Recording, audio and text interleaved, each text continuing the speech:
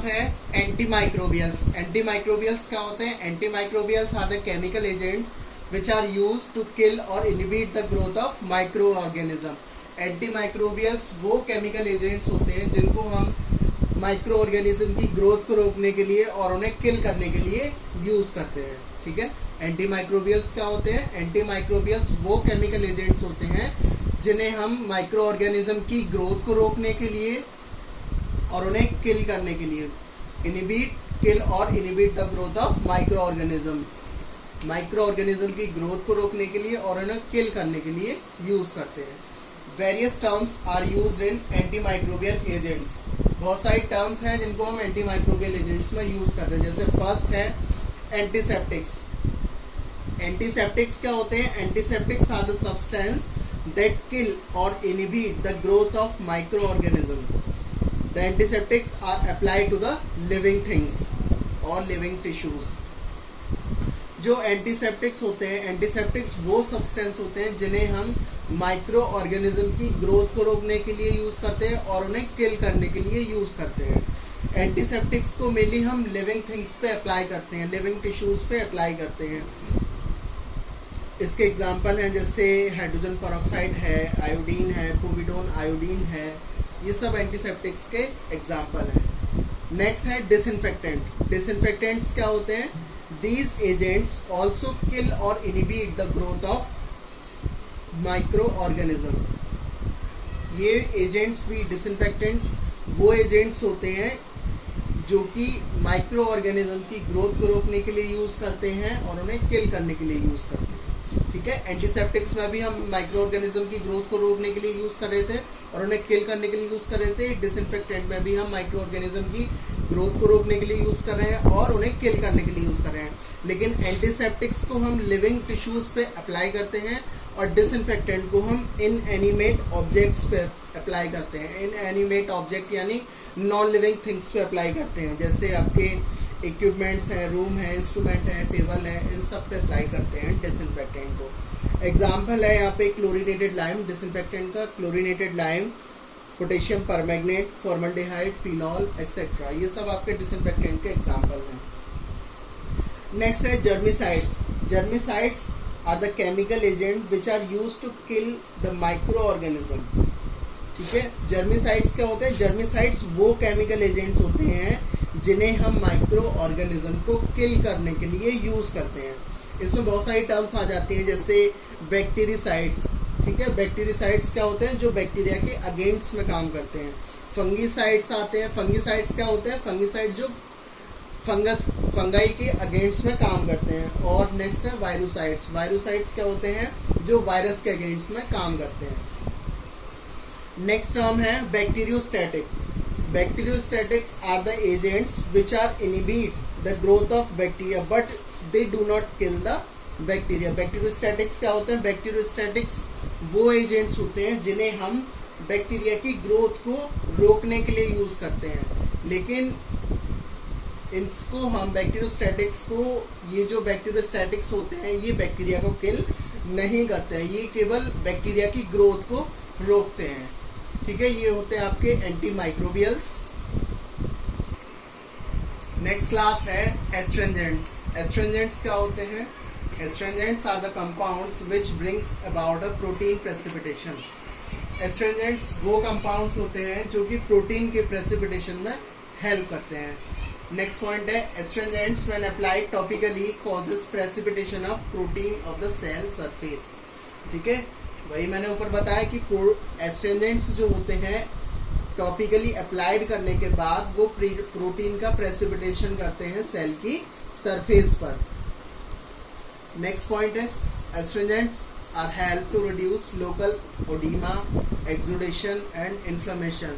Astringents जो होते हैं वो लोकल ओडीमा को रिड्यूस करते हैं, एक्सुडेशन यानी जो आपका पर्सपिरेशन है, पसीना है, उसको भी कम करते हैं और इन्फ्लेमेशन को भी कम करते हैं। नेक्स्ट पॉइंट है mucus secretion is also found to gets reduce, और जो म्यूकस सिक्रीट होता है उसको भी ये रिड्यूस करते हैं।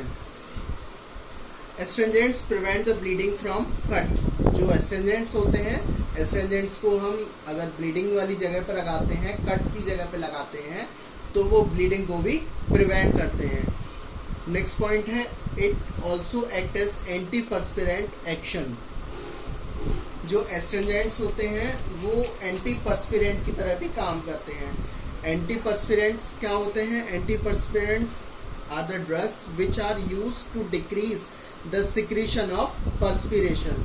ठीक है, एंटी पर्सपिरेंट्स क्या होते हैं? एंटी पर्सपिरेंट्स एजेंट्स वो होते हैं जो कि पर्सपिरेशन की सिक्रीशन को कम करते हैं। ठीक है, नेक्स्ट पॉइंट है it reduce the bacterial growth. ये बैक्टीरिया की ग्रोथ को भी रिड्यूस करते हैं। नेक्स्ट पॉइंट है it also show anti inflammatory action. Anti inflammatory action भी शो करते हैं। नेक्स्ट पॉइंट है astringents are used to prevent the diarrhoea caused by surface infection of inner wall of the intestine. ठीक है, तो जो astringents होते हैं उनको हम डायरिया के केस में भी यूज कर सकते हैं। डायरिया के केस में जैसे आपने डायरिया के केस में क्या होता है कि जो इंटेस्टाइन की इनर वॉल होती है वहां पर इनर वॉल की सरफेस पर इन्फेक्शन हो जाता है। ठीक है, तो उस इन्फेक्शन को प्रिवेंट करने के लिए हम एस्ट्रिंजेंट का यूज कर सकते हैं। ठीक है, एस्ट्रिंजेंट्स जो होते हैं, एस्ट्रिंजेंट को जब हम टॉपिकली अप्लाई करते हैं इन लो कंसंट्रेशन, ठीक है, एस्ट्रिंजेंट हम जब लो कंसंट्रेशन में अप्लाई करते हैं तो वो क्या करते हैं कि न्यू टिश्यूज की ग्रोथ को स्टिमुलेट कर देते हैं। ठीक है, जो एस्ट्रिंजेंट्स होते हैं जब हम उन्हें टॉपिकली लो कंसंट्रेशन में अप्लाई करते हैं तो वो न्यू टिश्यूज की ग्रोथ को स्टिमुलेट करते हैं, वाइल जब हम इनको हायर कंसंट्रेशन में अप्लाई करते हैं तो ये कोरोसिव और हार्मफुल इफेक्ट देते हैं। ठीक है, जब हम इसको लो कंसंट्रेशन में अप्लाई करते हैं तो ये नई टिश्यूज की ग्रोथ को स्टिमुलेट कर देते हैं, लेकिन जब हायर कंसंट्रेशन में इसको अप्लाई करते हैं तो ये कोरोसिव इफेक्ट देते हैं। ठीक है, ये होते हैं आपके एस्ट्रिंजेंट्स। इनको हम इंटरनली इनको हम एंटी डायरियल की तरह भी यूज कर सकते हैं। ठीक है, ये होते हैं आपके एस्ट्रिंजेंट्स। नेक्स्ट क्लास है मिसलेनियस। मिसलेनियस में अंदर आते हैं इसके sulphur and its compound, sulphur और उसके कंपाउंड्स। फर्स्ट पॉइंट है सल्फर में, sulphur is having a little use of internally. Sulphur को हम लिटिलली इंटरनली यूज कर सकते हैं और ये काम करता है कैथेटिक्स की तरह। नेक्स्ट पॉइंट है topically it act as antibacterial. It also find used as fungicides and in the treatment of various skin diseases. जो सल्फर और उसके कंपाउंड्स होते हैं इसको हम टॉपिकली यूज कर सकते हैं और ये काम करता है एंटीबैक्टीरियल एजेंट्स की तरह और फंगिसाइड्स की तरह भी काम करता है और बहुत सारी स्किन डिजीजेस में भी इसको हम यूज कर सकते हैं।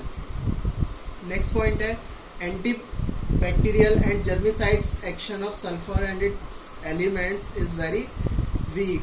जो एंटीबैक्टीरियल एक्शन है और जर्मिसाइड एक्शन है सल्फर का वो बहुत कम होता है देन फंगिसाइड्स।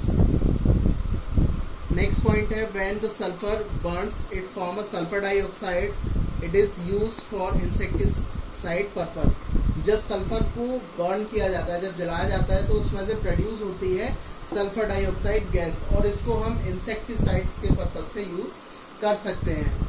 सल्फर को हम लोग स्कैबिसाइड्स में भी यूज कर सकते हैं।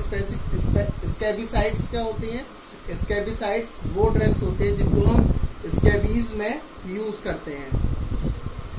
नेक्स्ट पॉइंट है some useful sulphur and its compound for the topical application. बहुत सारे सल्फर और उसके कंपाउंड्स हैं जिसको हम टॉपिकली यूज कर सकते हैं, जैसे सब्लिमेट सल्फर है, प्रेसिपिटेटेड सल्फर है, सेलेनियम सल्फाइड है। इन सबको हम मेडिसिनली यूज कर सकते हैं। ठीक है, मिसलेनियस के अंदर।